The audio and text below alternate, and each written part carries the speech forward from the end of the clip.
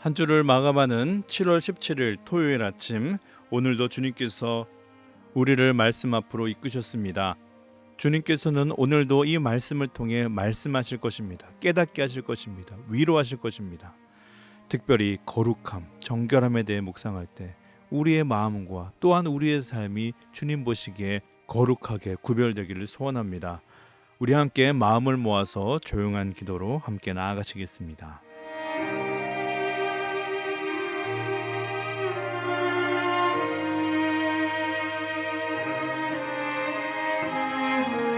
아멘. 오늘 우리에게 주시는 하나님의 말씀은 출애굽기 40장 1절에서 16절 말씀입니다. 여호와께서 모세에게 말씀하여 이르시되 너는 첫째 달 초하루에 성막 곧 회막을 세우고 또 증거궤를 들여놓고 또 휘장으로 그 궤를 가리고 또 상을 들여놓고 그 위에 물품을 진설하고 등잔대를 들여놓아 불을 켜고 또 금향단을 증거궤 앞에 두고 성막 문에 휘장을 달고 또 번제단을 회막의 성막 문 앞에 놓고 또 물두멍을 회막과 제단 사이에 놓고 그 속에 물을 담고 또 뜰 주위에 포장을 치고 뜰 문에 휘장을 달고 또 관유를 가져다가 성막과 그 안에 있는 모든 것에 발라 그것과 그 모든 기구를 거룩하게 하라. 그것이 거룩하리라. 너는 또 번제단과 그 모든 기구에 발라 그 안을 거룩하게 하라. 그 제단이 지극히 거룩하리라. 너는 또 물두멍과 그 받침에 발라 거룩하게 하고 너는 또 아론과 그 아들들을 회막 문으로 데려다가 물로 씻기고 아론에게 거룩한 옷을 입히고 그에게 기름을 부어 거룩하게 하여 그가 내게 제사장의 직분을 행하게 하라. 너는 또 그 아들들을 데려다가 그들에게 겉옷을 입히고 그 아버지에게 기름을 부음같이 그들에게도 부어서 그들이 내게 제사장의 직분을 행하게 하라. 그들이 기름 부음을 받았은즉 대대로 영영이 제사장이 되리라 하시매 모세가 그같이 행하되 곧 여호와께서 자기에게 명령하신 대로 다 행하였더라. 아멘. 이 말씀은 살아계신 하나님의 말씀입니다. 지난 말씀에서도 묵상했던 것처럼 성막의 건립이 이제 완성되었습니다. 이제 남은 것은 이 성막을 하나님께 드리는 봉헌하는 절차가 남았고 출애굽기 40장은 이 성막을 봉헌하는 기록으로 이제 마쳐지게 됩니다. 오늘 본문은 이 봉헌을 위한 최종 준비를 기록하고 있는 내용이라고 할 수 있습니다. 오늘 말씀을 읽다가 반복되어 나타나는 단어가 있음을 눈치채셨을 것입니다. 그것은 거룩입니다. 거룩하게 하라, 거룩하리라. 거룩하게 하라, 거룩하리라. 거룩하게 하라, 거룩하리라. 거룩해져야 성막은 성막의 기능과 역할을 할 수 있습니다. 성막은 어떤 곳입니까? 거룩하신 하나님이 임재하시는 곳입니다. 그래서 그 거룩을 위해서 그토록 엄격하고 구체적인 규율과 또 하나님의 말씀이 있었던 것입니다.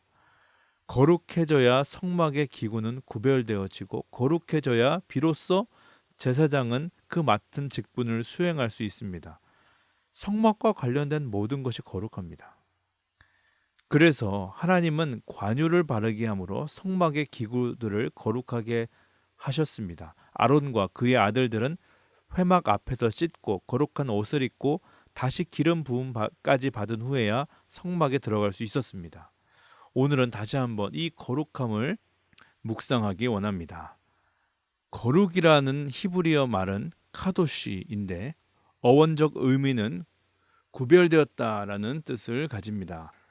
거룩은 일반적으로 하나님에게 바치기 위해 특별히 구별된 사람이나 물건을 가리키지만 하나님과 관련되어 생각해보면 피조물과 구별되는 하나님의 신적인 성품이 거룩이기도 합니다. 하나님의 중요한 성품 가운데 하나가 거룩이라는 것입니다. 그래서 우리는 하나님을 거룩하신 하나님이라고 부릅니다. 하나님은 인격적인 분이시기에 우리와 교제하고 만나기를 원하십니다. 그러나 우리는 부정하고 하나님은 거룩하십니다. 거룩한 하나님이 하나님의 속성인 거룩을 버리고 부정함을 택할 수는 없는 것이죠. 따라서 주님은 우리에게 거룩으로 부르십니다. 이 거룩으로 요청하십니다. 디모데후서 2장 20절에서 21절 이하는 그릇에 대한 비유가 나오는데 이 거룩을 이 그릇과 연결해도 흥미롭습니다. 여러 종류의 그릇이 있다라는 것이죠. 금그릇도 있고 은그릇도 있고 나무그릇, 질그릇도 있습니다. 용도도 다양합니다. 귀하게 쓰이는 그릇이 있는 반면 천하게 쓰이는 그러한 막그릇도 있습니다. 그러나 종류와 용도에 관계없이 그 주인 되신 하나님께서 쓰시는 그릇은 일단 깨끗해야 됩니다. 아무리 좋은 그릇이라고 해도, 아무리 귀한 그릇이라고 해도 그것이 깨끗하지 않으면 그 그릇을 사용할 수 없는 것입니다. 그러므로 내가 거룩하니 너희도 거룩하라 라는 이 말씀은 우리 가운데 임재하시고 싶으신 하나님의 마음, 그 사랑을 표현하는 말씀이기도 합니다. 내가 너와 만나기를 원한다. 내가 너와 교제하기 원한다. 내가 너를 사용하기 원한다. 그렇기에 너희도 거룩하라 라는 것입니다. 다시 말하면 하나님은 왜 이렇게 거룩하라고 하시나? 왜 이렇게 힘들게 관유를 성막의 모든 기구에 바르라고 하시나? 왜 이렇게 씻으라고 하시나? 그것은 우리를 힘들게 하려고, 우리를 고생시키려고 하는 것이 아니라는 겁니다. 그 거룩의 요청은 저와 여러분들을 향한 하나님의 그 애정, 그 사랑의 마음을 나타내고 있는 표현인 것이죠. 성경의 인물 중에서 흠없이 거룩한 삶을 산 대표적인 인물로 요셉을 꼽을 수 있습니다. 그는 형들에 의해서 애굽에 팔려갑니다. 역경의 삶을 살게 되었습니다. 그러나 그는 그 가운데서도 믿음을 잃지 않았습니다. 보디발의 집에서 억울한 누명을 쓰고 감옥에 갇히는 신세가 되었습니다. 그러나 그는 그 가운데서도 믿음을 잃지 않았습니다. 하나님께서는 그의 거룩한 삶을 통해서 모든 것을 극복하게 하셨고 마침내 당대 최강국이었던 애굽의 총리로 그를 서게 하셨습니다. 신앙의 힘은 곧 거룩한 삶을 통하여 나타나는 것입니다. 거룩이 곧 믿음입니다. 거룩이 곧 영성이기도 합니다. 또한 거룩은 하나님의 임재를 지속적으로 유지시켜주는 통로이고 어떤 난관도 극복할 수 있는 그 힘을 주고 있습니다. 이런 의미에서 또한 거룩은 감사의 삶과도 연결됩니다. 범사에 감사하라.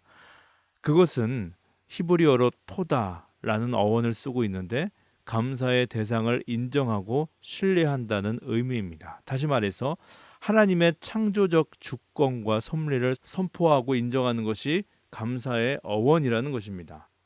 흔히 감사의 세 종류가 있다고 합니다. 첫째는 만약의 감사입니다.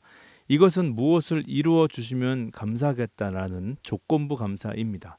두 번째는 때문에 감사입니다. 무엇을 이루었기에 그렇기 때문에 감사를 드리는 것입니다.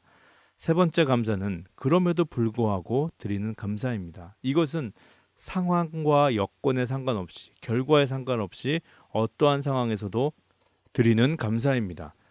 첫 번째와 두 번째는 신앙에 관계없이 누구나 할 수 있는 감사이죠. 그렇게 하는 것이 당연하고 마땅합니다. 그러나 그럼에도 불구하고 감사는 누구나 할 수 있는 감사가 아닙니다. 어려운 일을 당했습니다. 그럼에도 불구하고 감사를 한다고요? 질병을 갖게 되었습니다. 그런데 그럼에도 불구하고 감사를 한다고요? 그러나 거룩의 영성을 가진 사람은 감사할 수 있습니다. 그 거룩은 하나님의 창조적 주권과 섭리가 어느 곳에 있음을 알게 하기에 지금 만난 어려움과 아픔은 참 상처가 되고 고통을 가져다 주지만 그럼에도 불구하고 하나님은 합력하여 선을 이루실 분이라는 것을 믿기에 감사할 수 있는 것입니다. 사실 거룩은 특별한 것이 아닙니다.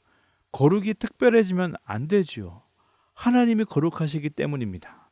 그 거룩하신 하나님이 이 세상을 창조하셨고 저와 여러분들을 지으셨습니다. 그러므로 이 모든 만물에는 하나님의 거룩함이 묻어 있습니다. 그 흔적이 남아 있습니다. 우리는 거룩을 통해 하나님께 나아갈 수 있고 또 그 거룩을 통해 세상과 구별됩니다. 그렇기 때문에 거룩은 특별한 것이 되어서는 안 됩니다. 오히려 거룩은 우리의 일상이 되어야 합니다. 그래서 모든 그리스도인들은 그 거룩의 여정을 걷고 있는 것이고 완전한 거룩을 향해 끊임없이 갱신하며 살아야 하는 삶이 모든 그리스도인들의 신앙 여정인 것입니다. 그리스도인들을 그래서 성도라고 부릅니다. 성도는 거룩한 무리, 구별된 자들이라는 뜻입니다. 성막과 관련된 모든 것이 그 거룩을 잃으면 그 존재의 의미를 잃는 것과 같다라고 말씀드렸습니다. 성도들도 마찬가지입니다. 성도들이 거룩함을 잃어버리면, 구별되어 살아가지 않으면 그 존재의 의미를 묻지 않을 수 없습니다. 마태복음 5장 13절, 우리가 잘 아는 말씀. 너희는 세상의 소금이니 소금이 만일 그 맛을 잃으면 무엇으로 짜게 하리요? 후에는 아무 쓸데없어 다만 밖에 버려져 사람에게 밟힐 뿐이니라. 주님은 이 세상을 하나님의 거룩함이 가득한 태초의 상태로 돌이키기를 원합니다. 그리고 그 상태를 유지하시길 원합니다. 그 역할을 위해 구별되어 세워진 사람들이 있으니 그들이 바로 성도입니다. 마치 맛을 내고 방부제와 같이 썩지 않도록 하는 그 역할을, 그 소금의 역할을 그리스도인들에게 맡기신 것입니다. 여러분, 소금이 그 맛을 잃으면 어떻게 됩니까? 성도가 그 거룩함을 상실하면 어떻게 됩니까? 마태복음 말씀은 무엇으로 짜게 하리요? 곧 맛을 낼 수 있는 재료가 없어졌기 때문에 그 주인은 탄식하는 것입니다. 무엇으로 짜게 하리요? 성도가 거룩함을 잃으면, 교회가 거룩함을 잃으면 주님은 탄식하실 것입니다. 무엇으로 짜게 하리요? 또 다른 결과는 아무 쓸데없어 다만 밖에 버려져 사람들에게 밟힐 뿐이니라. 우리가 제사장을 떠올릴 때 기대하는 마음이 있습니다. 목회자를 생각할 때 기대하는 마음이 있습니다. 그것이 무엇입니까? 거룩 아닙니까?